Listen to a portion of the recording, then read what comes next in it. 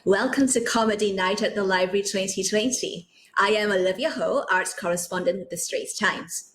From new social norms to weird, absurd encounters, this year has really lent itself to dark humor. This week, authors and comedians will share the spotlight and try to bring a little laughter into these rather bleak times. Tonight, we'll be telling funny screwball encounters with Felix Cheong. Felix is the wildly prolific author of books across different genres, including poetry, short stories, flash fiction, and children's picture books. His works have been widely anthologized and nominated for the prestigious Frank O'Connor Award and the Singapore Literature Prize. His latest books are poetry, Oddballs, Screwballs, and Other Eccentrics, and In the Year of the Virus were published in September. So everyone say hi to Felix. Hello. Hi, Felix. Good evening. How are you? Good evening. I'm fine. Still in one piece. That's good to hear. I understand the library has asked you to kick things off by showing us an object that brings you joy. So what do you have for us? Okay, you have to give me a second. I have to grab it. No worries. Exciting.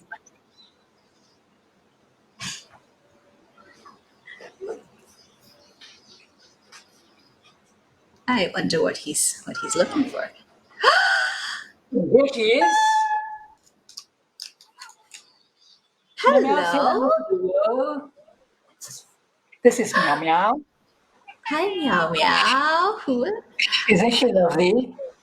Yes, And she's she's so beautiful. kissable. She's beautiful. She's 8 years old, and she was a stray, which we adopted about 4 years ago. And she doesn't Wow. like being carried. She doesn't like Okay. show and tell. So I But have to let she's go. doing very well right now. Okay, well, thank you so much for showing Thank you, us Meow Meow, for your cameo appearance. Okay, your you beautiful cat. In fact, I've written a book, a children's book, which will be published next year that is inspired by her.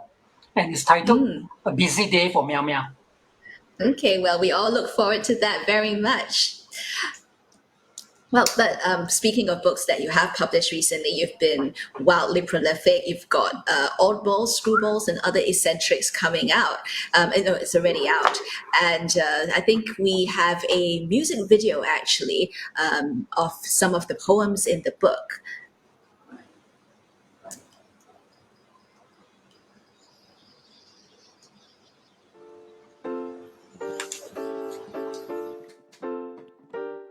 I bet these who thought they succeed, talking about planting the seed. I've met studs and duds and a few steeds, even an Afro-Chinese sweet who looked like he could do with some speed. None could stand up to the centipede. He wasn't your garden variety breed. He had old money, but not its greed. Not too flashy, none to please. When he showed off all his title deeds, I said yes, so fast I got a nosebleed. When they gave me your beloved eye, it opened the vastness of my sky. But I didn't see you for last goodbyes. After they grafted your gentle claws, I felt your knowing caress once more. Before they took you down the hall, you are now in me as I in you. No love has possessed a love so true. This body we share, we do, I do.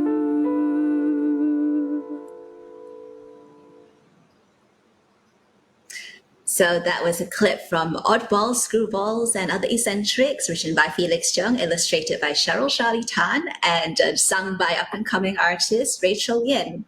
And Felix, we have these characters from Greek myth and fairy tales, and in the book they are portrayed in this Tim Burton-esque fashion. What led you to choose this aesthetic? Well, I started the book initially because I was interested in and inspired by the drawings of Cheryl Tan. So we were Facebook friends, and she started posting these quirky, strange-looking creatures.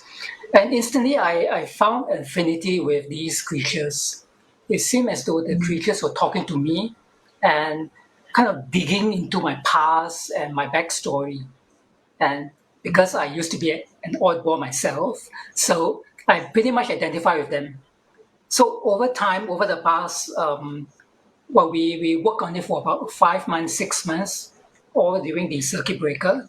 And eventually we came up with 50 poems and 50 drawings that we compiled together, and then we pitched to our publisher, Marshall Cavendish. Were there any characters that didn't make the cut? Oh, lots. They are kind of by the wayside, but they were important, but somehow I couldn't get into their mental space. So my job was really to get into the head space of these characters and try to flesh out their backstory. Who are they? What their obsession is? They could be missing a limb or an appendage, or they could have a set of tentacles growing out of their hands. So I'm trying to figure out what happened to them. So in trying to figure out what happened to them, the poem came about. So I kind of discover the backstory of the character as I'm writing the poem. You mentioned that you are a bit of an oddball yourself. Do you have any eccentric encounters that you'd like to share with us? Well, too many to elaborate, but just one example. When I was in NUS, in the university, I used to walk around, would you believe it, wearing a trench coat and a scarf around my neck in hot, Wow. tropical Singapore. That's as bizarre as it gets. Well, primarily because I was influenced by the music of the New Wave movement back in the early 80s to the mid 80s. So, back then it was cool for people to look, kind of weird, off the charts. So I thought wearing a trench coat, and this was well before Neo made it fashionable in the Matrix to wear a trench coat. So there I was walking around campus dressed in this silly fashion, and I pretty much I have always seen myself as a kind of oddball and a screwball and an eccentric. For example, when I was in secondary school, my friends, my classmates would call me a Beatles freak. And that's because I would listen to the music a generation ago rather than in the disco era where my friends are plugged into the music. I'm not. And how do you feel now about that identity as an oddball?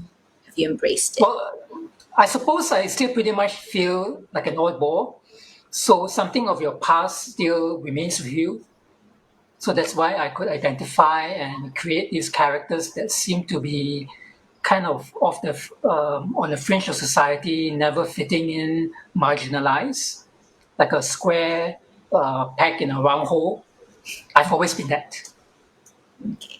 Well, Oddballs, Screwballs, and Other Eccentrics is one of the poetry comics that you've come out with this year. The other one is In the Year of the Virus, illustrated by Echo.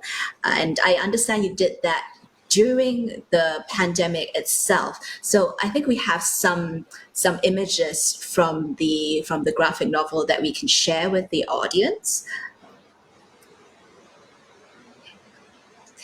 Perhaps, Felix, you could tell us a bit about the process that you went through in putting together this comic.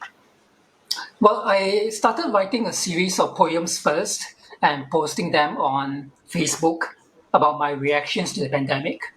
So one of them was this fear and paranoia.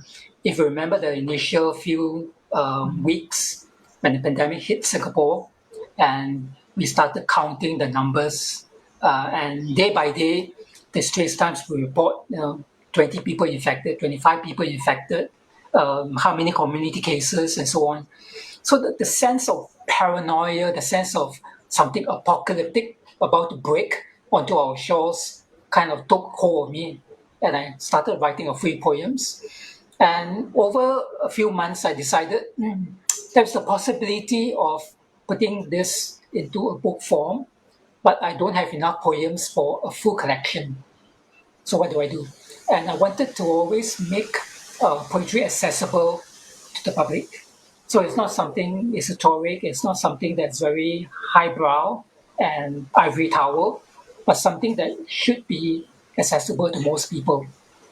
So I started researching into various forms, and I came across a poetry comic book. So I thereby started looking around for an illustrator, and just so happened that one of my friends from LaSalle College of the Arts recommended one of our graduating students, Echo. So we started talking and collaborating and thinking of new ideas. So initially we had about 12, 13 poems, but over time we whittled it down to about 6 to 7. And that's because for her, visually, the story needs to be told via panels. So for me, it's easy. It's just a few lines of words, but how the story pans out visually across several pages, that's her job, to tell the narrative visually. So while the words work at one level, the visuals have to work in tandem and try to find an intermediary between the two. So we had to negotiate quite a bit in terms of sometimes I had to drop lines or drop a few poems or even rewrite some of the lines while she would come up with a story that would kind of blend one poem into another. So you will notice if you read the poetry comic that some of the characters recur. So we took the idea from this movie called Crash. Do you remember this movie called Yeah. Crash? Where there's a multi-level narrative and characters kind of glance off each other and interact at certain junctions. So we have that idea and put it together within about 5 months. And I understand during the 5 months, you and Echo did not actually meet in person because of the circuit breaker. Yes. So we met mainly on Zoom. We would chat on Zoom, and then I would often text her my ideas, and she would text back, and how about trying this? So it was quite interesting working with an illustrator. There was a lot of giving and taking. And the topic of COVID-19 is quite grim. Would you say that the book has a very grim trajectory, or is it got light moments? There are light moments. For example, this particular comic called The Zookeeper's Game. It kind of pokes fun at how, because of being forced to work from home, we become prisoners of the Zoom platform. So that's quite funny. And Echo suggested using animal characters instead of human characters. So we try to make it lighthearted.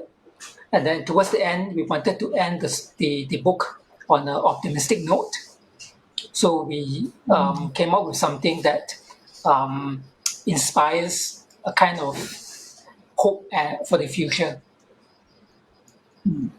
Well, you are quite well known for your humor writing. You have the Singapore Stereotype series, which is this collection of very funny vignettes in Singapore life. And I think Say cheers to that.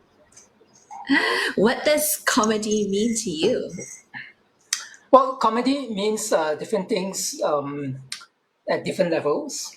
So if you look at how academics look at humor comes about in various forms, and it's quite personal to most people. So what may seem funny to you is not funny to me, right? And what is funny to me is not funny to Jack New. I don't particularly enjoy his brand of humor. But essentially, academics say that there are 3 to 4 theories to explain humor. So the first is something that is called superiority theory. So you laugh down at people. So that's one theory. Often Buddhists will use that when they make fun of weaker people around. The other theory is incongruity. You laugh because there's something incongruous between what is the appearance and what is reality. So there's this disparity, and there is where humor comes in. Another theory which is similar to this is called the benign violation theory. So that's when something that is off kilter, something that's slightly just a bit off, and that's funny because it breaks the norm, it breaks the expected, and it breaks the cliche. So something that subverts and turns what you expect upside down, and that's funny. So in my different stories that I write in Singapore's Youtai, that's what I try to do, hone these different theories into stories that do appeal to people. So I poke fun at our mannerisms, our kiasu behavior, our kiasi behavior. I poke fun at our chase for grades, for academic results, our tendency to queue. That's because there's a queue, we just have to join in. Yeah, that's how I developed these comic stories. And it's actually very much a kind of transition from my poetry, because in a lot of my serious poems, I tend to play with words. So wordplay, in fact, is another theory of humor. They call it the play theory, where you play with words, you play with situations, and in that play, you create some kind of comedy. Well, I think now it's time for us to do a reading from Singapore's Youtai. We have an abstract called Language Therapy for Teens. Would you be Yes. able to read that for us, Felix? Yes. And Olivia, can I co-op you to do this as well? Oh, okay, sure. We'll read alternate lines. This story was in fact inspired by observing some of my students. You know how the Gen Z and the Gen Y, they love using the word like. So even when my students do presentations, they would often insert the like everywhere, like they don't really realize like this is like the way they talk, like they watch too much like American like television. So I get quite annoyed by that, because sometimes I find it hard to really pay attention to their content or what they're saying. So I took this observation and I spun a little skit piece out of this. So I will take the first line, and Olivia, if you could take the second line. Okay, so I'm the teenager. Yep. And I'm the teacher, the grammarian. Language therapy for teens. Why do you say like so often? I just like. Can't you say a sentence without like? I don't know how. For example, tell me your dad's name. Can I see? Say his name without like. That's like what I just did. Can I see?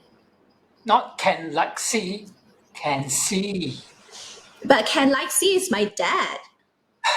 I can see you're not trying very hard. I am. Let's try something else. Every time you want to say like, say such as. Such an ass. No, not such an as. Such as. I such as music? In that sentence, say like. I like such as music? You can drop such as. I like music? Yes. I don't understand. First you tell me not to say like, but such as. Then you tell me to say like, but not such as. You say such as to make comparisons. Like if you, You just said like. what I said was, if you would like to. You did it again. I didn't. What I said was, if you want to compare two things unlike, You said like again. can you pay attention? I don't like it. Aha, like. I give up. Say what you like if you like to sound like an idiot. It's time to go. Well, thank you for letting me exercise my inner Gen Z, which I didn't know existed. Oh, the valley girl. Or my valley inner Hiding somewhere inner valley inside. girl. My inner bimbo. So, Felix, why did you move from writing serious poetry to humor stories? I suppose it's a natural progression, because in my poetry I often pun a lot. So it's just taking the punning, the wordplay onto a different platform, in a different realm, in a different genre. So when I was growing up, when I was in Sec 2 or Sec 1, I remember I used to read a lot of Chinese crosstalk, what they call 相声. So I grew up on that, and in 相声, they play a lot with words. You have two actors on stage, and they'll be ping-ponging between themselves, playing with punning and miscommunicating or trying to misunderstand each other. So a lot of that wordplay goes into my poetry, which eventually morphs into a different form. So it's like water turning to ice, into steam. It's the same material, but essentially it's the same thing. And how has this journey changed your writing process? It has. I suppose I'm always trying to simplify my writing. So in the early days of my writing, I get a lot of cloud, a lot of mud. You need to clear that out. So over the years, I find that my writing is getting simpler, not simplistic, but simpler. I tend to use simpler words, and I tend to come straight to the point. I mean, I still use metaphors, analogies, and so on, symbols, but there's a certain sharpness in the writing, the clarity. So I think from writing humor stories, I think that has kind of sharpened the edge a bit. At least that's what I feel. And your technique, I understand, for writing humor stories is that you would sort of try to crowd test it on people. Talk a bit about that. So for the first edition of the Singapore Siu-Dai series, what I did was I would post them on Facebook first.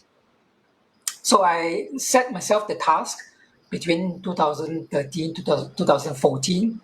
I would set myself the task of writing a piece of flash fiction, which is a short mini story. So it's like a mini skirt of a story, if you like the analogy. I will try to finish writing a piece of flash fiction when I board the bus, and by the time I alighted from the bus, I would have posted it on Facebook. So it was a way to beta test the story to see if it works. So if I get 20 or 30 likes, I know it works. But if I get maybe 6 or 7 likes, I know the story doesn't quite resonate with my Facebook friends. So that's in a way like trying to beta test the stories and see if there's a reception and an audience for it. So then I compiled these stories, and then that became the first Siu-Dai series. How long were these bus rides? I mean, were you going from Yishun to Marina Parade? Not that far. Probably about 35 to 40 minutes. Okay. And So- that's enough time for you to... Yeah, so I had to think really fast. So what I would often do is think of the punchline first. It's like, how you set up a joke. You need to know the punchline so that you can work your way back and kind of reverse engineer the story. How did the characters get from the beginning to that particular punchline?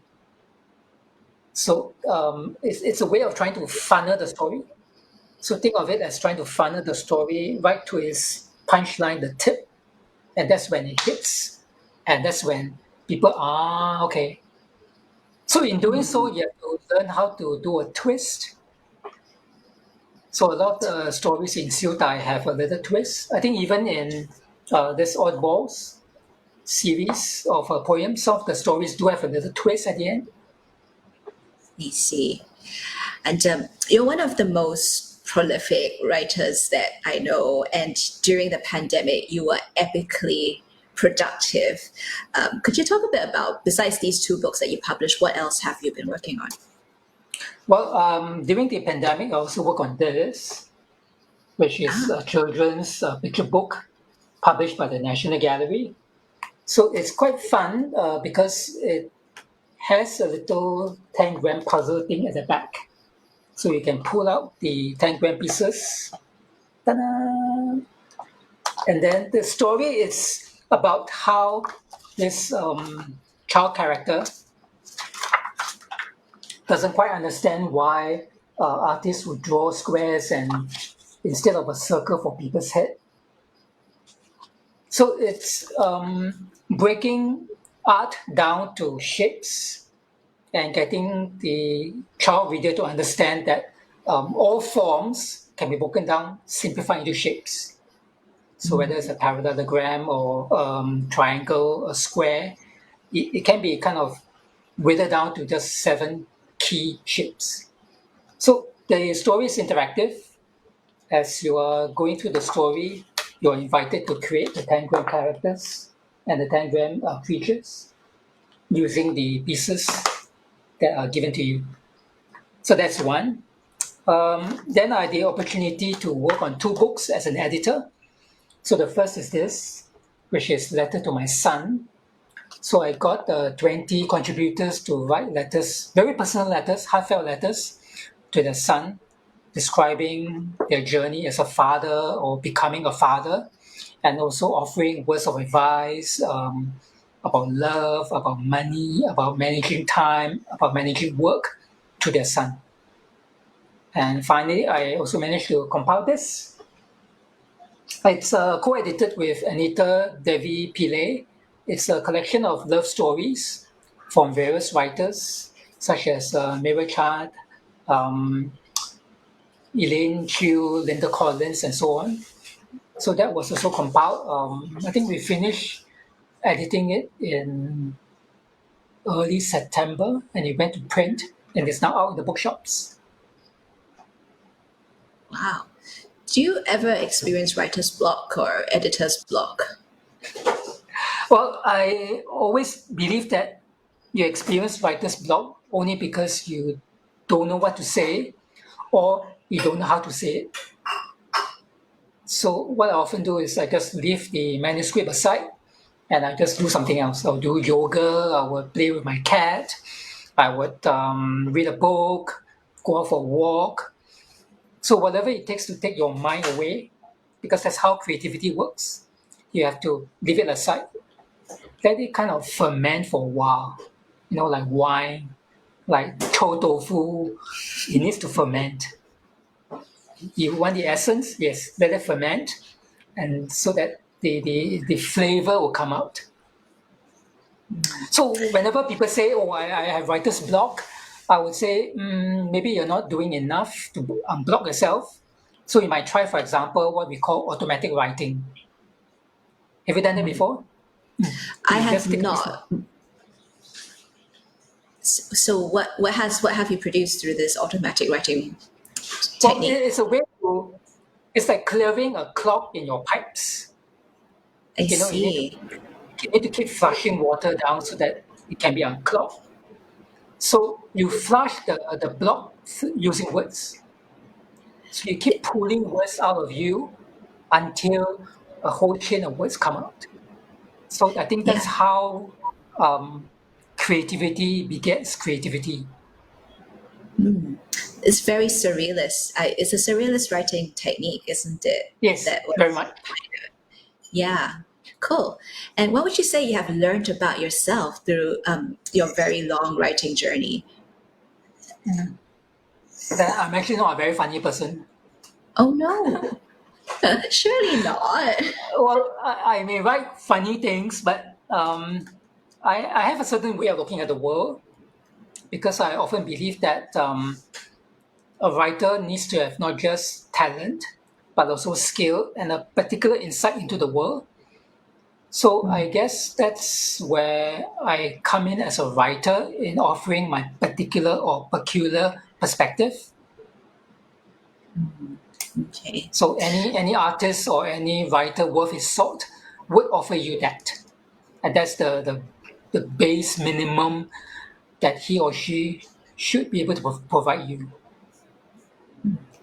And I'm sure you get this question a lot, but there are a lot of people out there who want to get into the writing game. So what advice would you give them? I think the first piece of advice I would give them is to read a lot. I think a writer, by definition, is a reader first. In fact, I remember Larkin once said that he became a writer because he was dissatisfied with the writing he has read. Ooh, So okay. that's one way of looking at it. Oh, another thing you need to do is to observe people. So like the teenage therapy story we just read, that comes from observation. So in fact, a lot of my time is spent sitting at kopitiam, just eavesdropping on people's conversations and trying to pick out little clues, little nuggets of what they're saying. So you become quite a bit kaypoh. Very much like what a reporter would do, right? You would listen in on things, kind Yeah. of see what you can glean from them. Also, I would advise beginning writers to also tap into their own experience. I mean, you have lived, say, 40 years or 35 years or whatever. You have 35 or 40 years worth of experience to tap on. So that is material for a book or even several books. But you need to know how to extract and extrapolate. So it's not just about yourself. And usually the first book any writer writes is about themselves, about their hang-ups, their obsession, their romance, their relationships, the tangled relationship they have with their parents, okay, etc., etc. But after the first book, what else do you have to write? After the third book, what else do you have to offer? After the fifth book, what else do you have to offer? After the 12th book, what do you have to offer? After the 13th book, what do you have to offer? So you have to keep pushing yourself, finding new avenues, finding new inspiration, for want of a better word, and finding new ways to talk about the same thing. Well, I think it's time to open the floor to questions from our viewers. So if you would like to ask Felix a question, you can post it at the link below, or I understand that it's going to be in the comments section of the Facebook Live. So I'm just going to check to see if we have any questions so far in our pigeonhole. We do have questions. Okay. You mean there are people tuning in? Yeah, ta-da! Okay. Can we put up the pigeonhole? Okay. Let me active that. How do you think humor writing has evolved over the years from anonymous? But that's a tough one, anonymous. Can I answer you anonymously? Okay, humor writing has changed. I suppose it hasn't really changed much. I mean, the techniques of humor are still pretty much the same. It's just the kind of subject matter that we write about has changed. So, for example, Neil Humphreys used to talk about, the fish out of water experience of coming to Singapore as a Brit who knows nothing about Singapore and trying to assimilate into the local culture. And now you have Christina Tay who writes about the COVID experience of being stuck at home during circuit breaker. So they're using and tapping into their own experience and making light of it. So once again, it's about perspective. It's about seeing the world through tinted glasses, to dark glasses, to clear glasses. But however, whatever type of glasses you put on, it's a way of looking at the world. So humor writing itself, I feel, hasn't changed and evolved that much, but it's the subject matter that keeps changing. I hope that answers the question. Are there other humor writers that you look up to in Singapore who you always go to for a good laugh? Well, I mentioned Neil Humphreys. I love his work. He's a very funny guy in person as well. I would also read, strangely enough, sometimes Ko Pao Kun is also quite funny. Yeah, Wow. if you look at something like The Coffin is Too Big for the Hole, his play, his seminar play, that's actually very dark humor. Ooh. Very black humor about how the coffin couldn't fit into the hole that the son has bought the burial plot. So there are, snatches of humor in Singapore writing you can tap into. And of course, you have people like Adrian Tan and Michael Chiang. I love their work, and I often read them for inspiration how to make it funnier. Are there any young writers coming up? It's like a genre that people don't often go into. They prefer to go into like poetry or serious writing. Are there younger writers I read? Yeah, have you seen They're any funny. coming up? Yeah.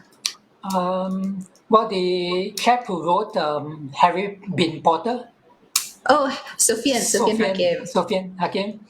Some of the stuff is good. I think it's funny.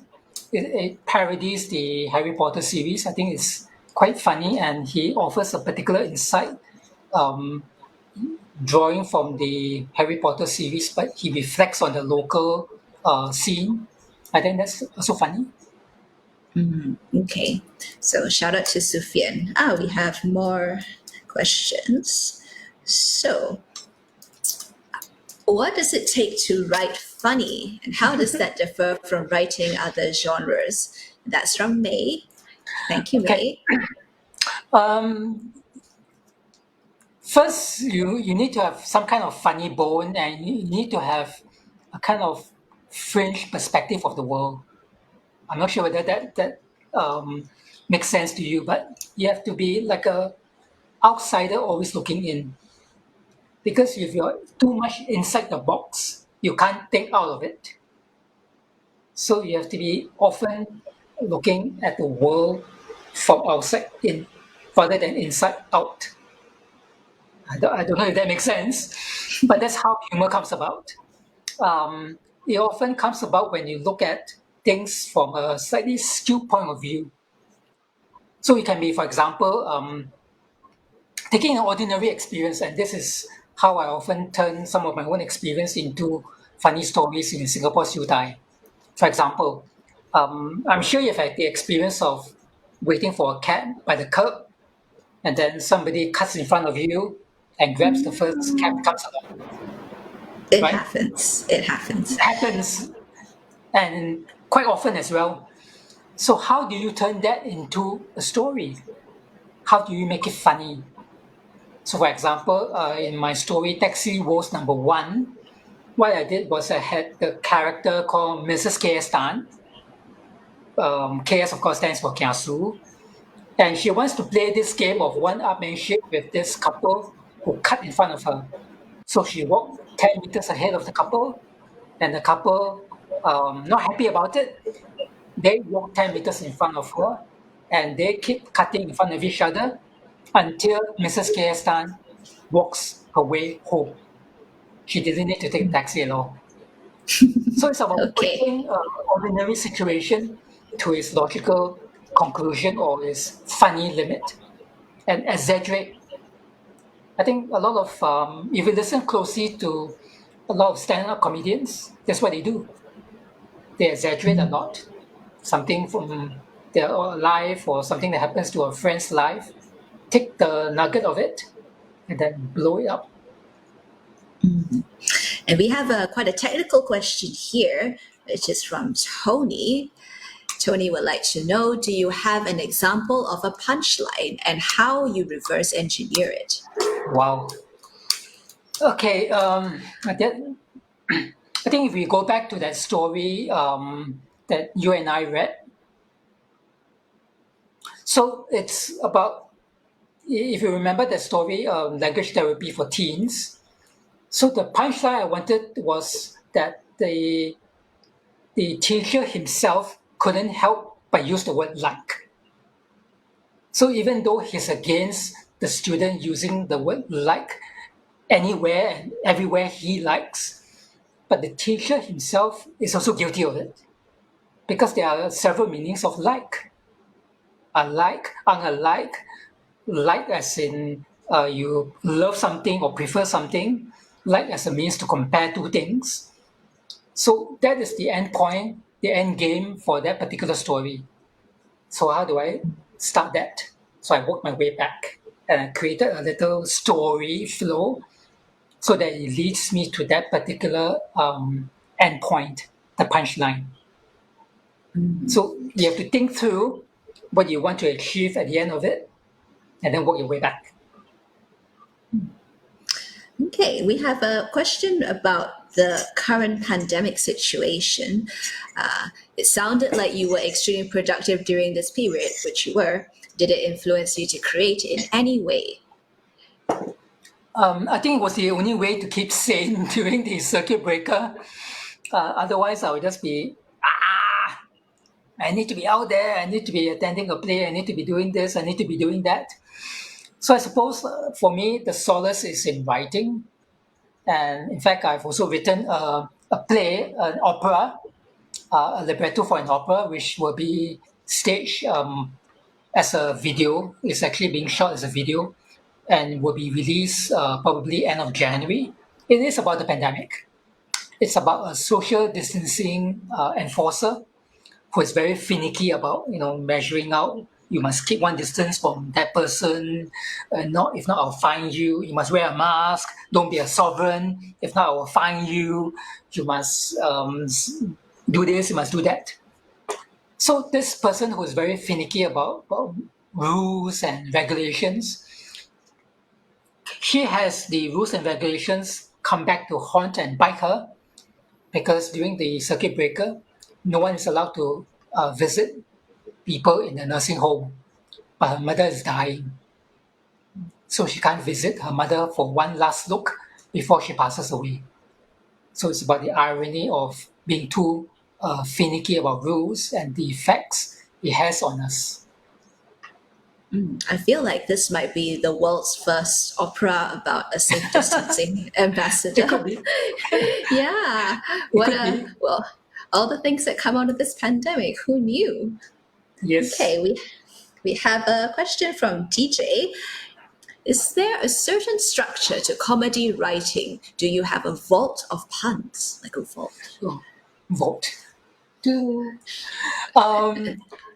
Well, it's not really a vote, but that's what I do in my spare time when I'm idling on the bus. I think of words and I play with words. For example, in the word compromise, there is promise. So you need to make a promise in order to compromise, or else there's no compromise. I think of structures of words. I break up the words and see their various parts and how they can turn on each other. So take another example. The word secretary. Why is she called a secretary? Because she keeps your secrets. Right? The word secretary has the word secret embedded in it. So in fact, that's one of the puns I use in another play that I wrote called Inconvenience of Minor Parts, in which the secretary finally decides to betray her boss's secrets. So there is no structure to it. Well, comedy writers will tell you there is a structure. Probably it comes from a situation. So it has to be a situation that is relatable. But again, it's back to the question of seeing it from a kind of outsider perspective in, and taking it to its natural conclusion, exaggerating it or parodying it.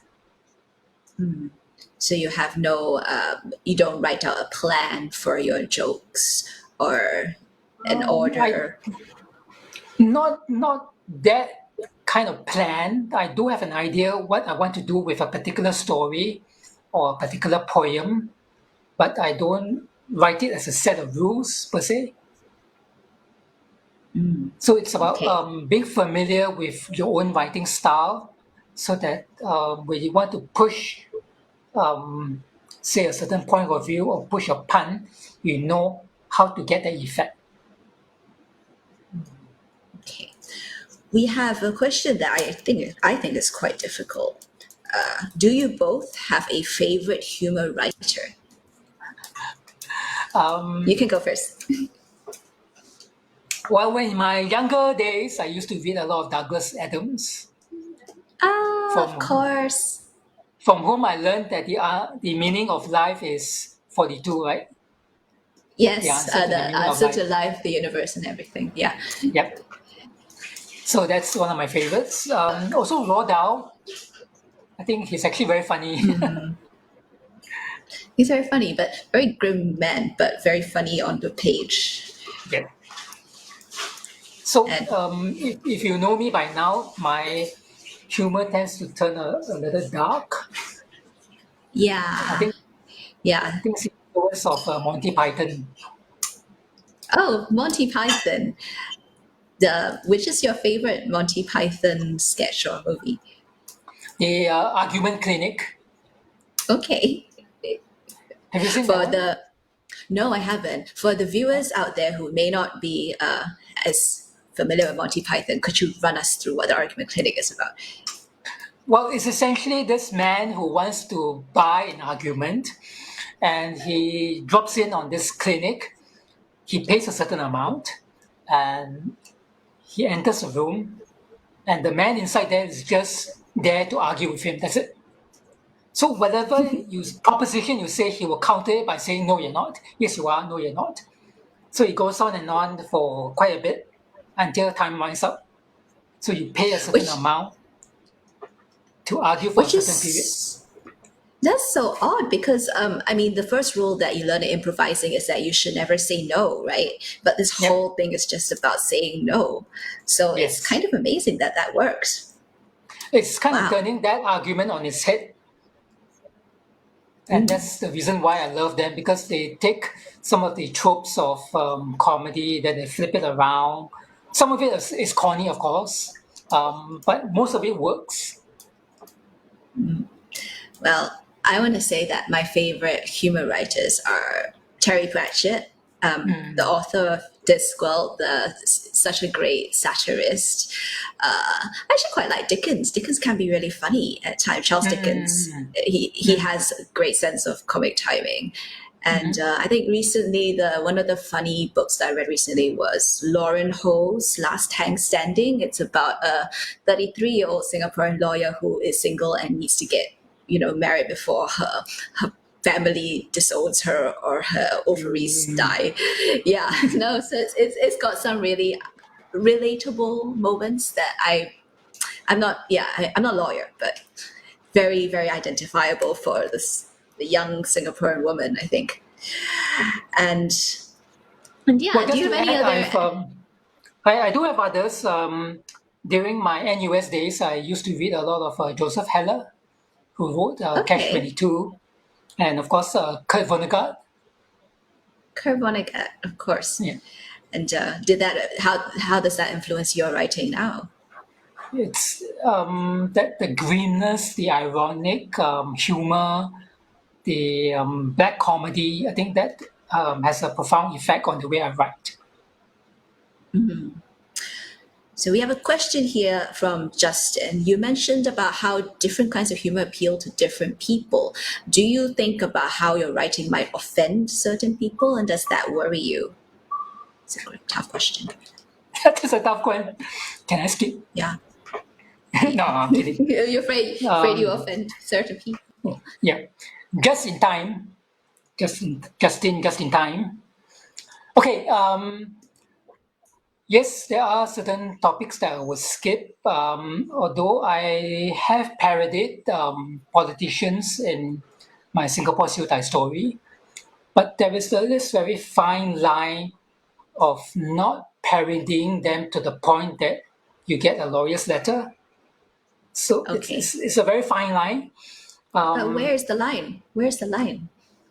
That's why they call it out of OB marker, right? Okay. Because you cannot Yeah, define well, the line.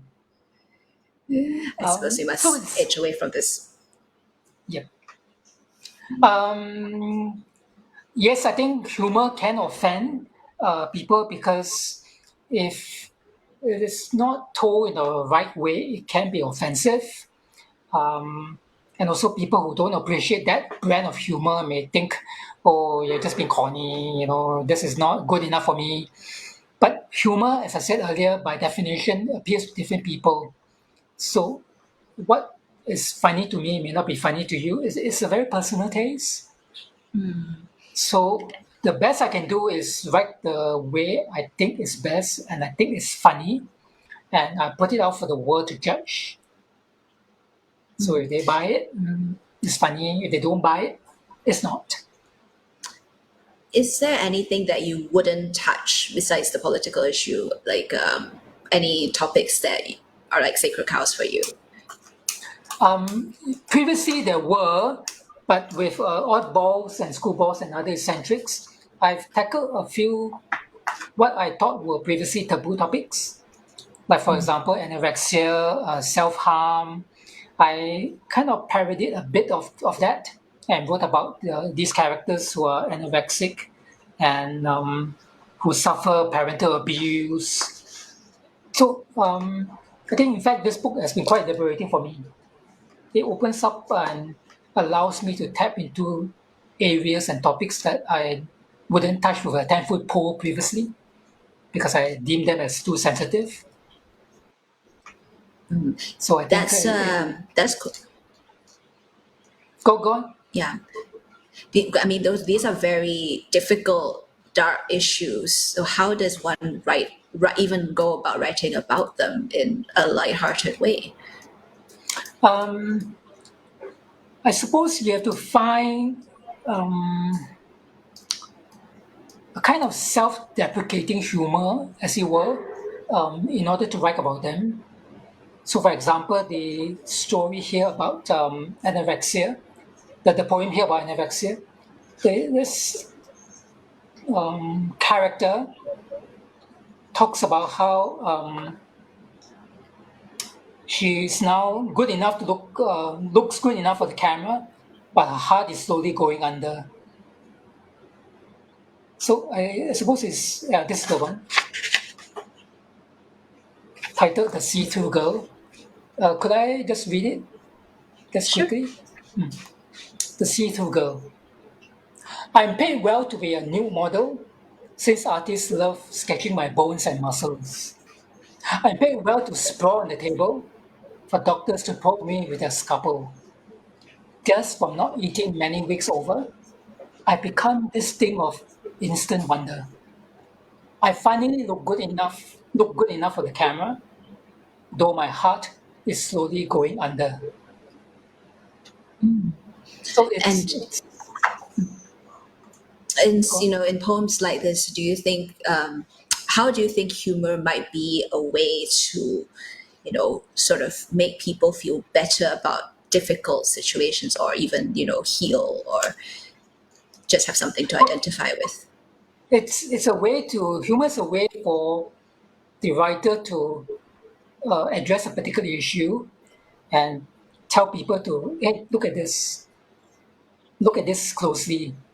So you kind of have a distancing effect when you use humor, particularly if you use satire. So it's got that ability to move you away from the subject a little bit so that you laugh at it. But once you're finished laughing, then you look at the issue again and re-examine. Am I guilty of this as well?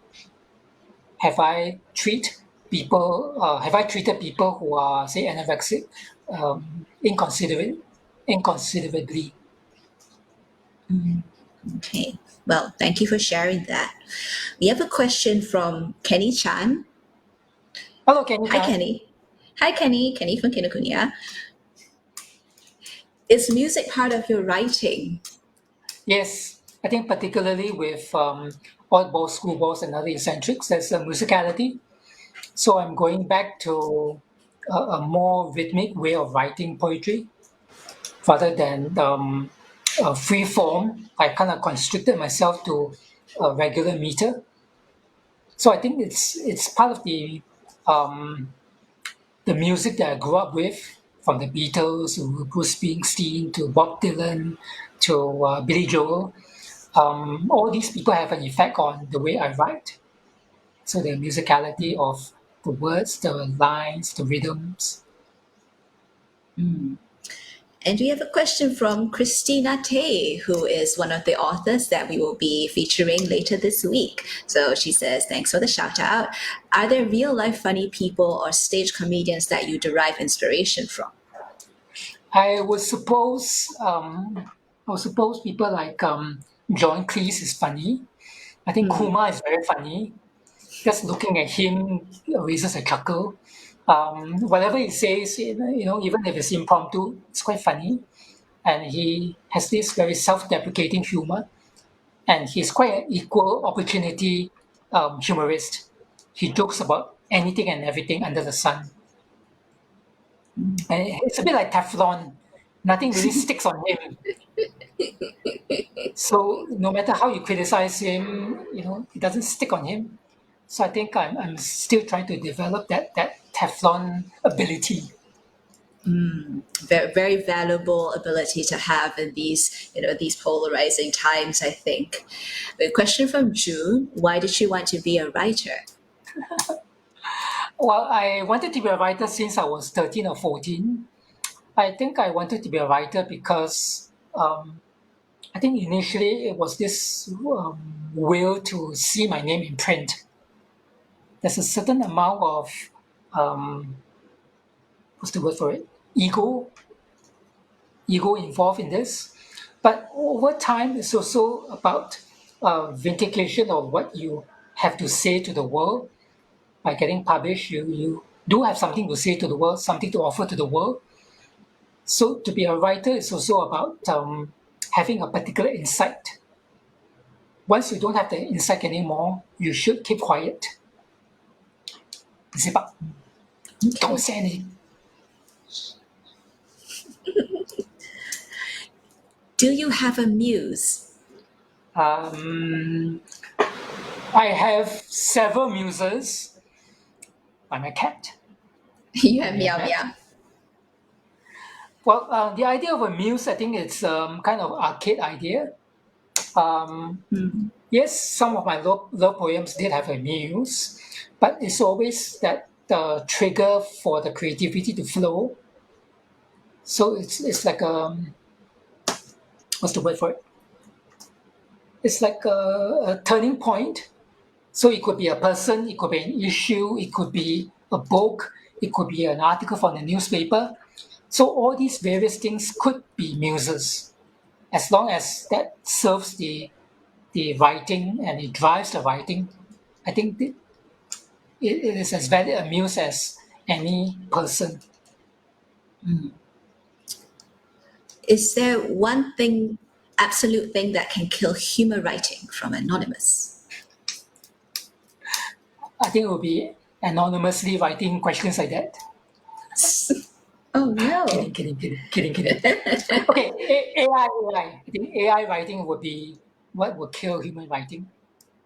Because now you have a computer that can churn out like newspaper articles, right? I think AI writing is actually really funny. It's got its humor of its own. I think one of the funniest things I read recently was this. Someone fed an AI horror movie scripts and told it to write a horror movie script, and the result was the funniest thing. That I was just crying with laughter. Gosh, I can't remember what it was called, but it was saying things like. The book full of blood is in the sink, or yeah. So I think it's the incongruous thing that you mentioned, the second mode of humor, incongruity of it. It's trying so hard, but it just can't get it right.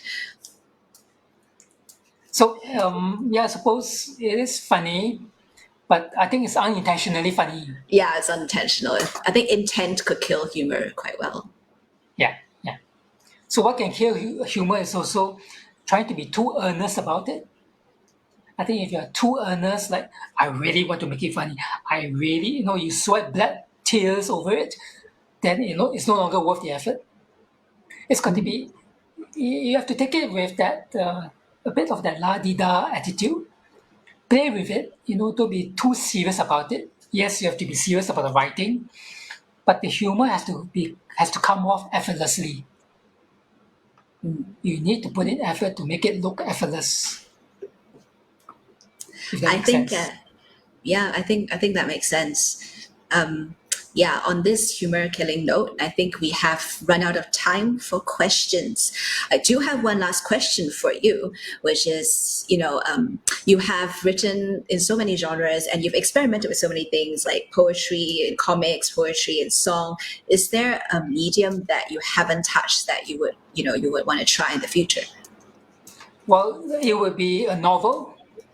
A novel. I've written I've written 2 young adult novels, but a novel for an adult, not yet. I've started on several, but they kind of peter out after 10,000 words, 12,000 words. I couldn't master the energy and the courage to continue writing. So I might go back to it one of these days. What is the novel going to be about? Okay, I guess we will all have to wait with bated to find out. Well, everyone, thank you so much for being here with us, and thank you to Felix for spending an evening trying to make us laugh, and thank you to Meow Meow. And we look forward.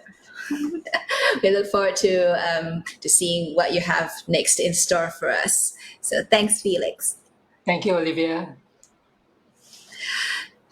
Before we end today's session, the library has specially curated a collection of humor reads on the NLB mobile app. The electronic versions of Felix's ebooks are available in unlimited copies between November the 1st till December 31st to library members, and the books are also available for purchase at various bookstores and publisher sites.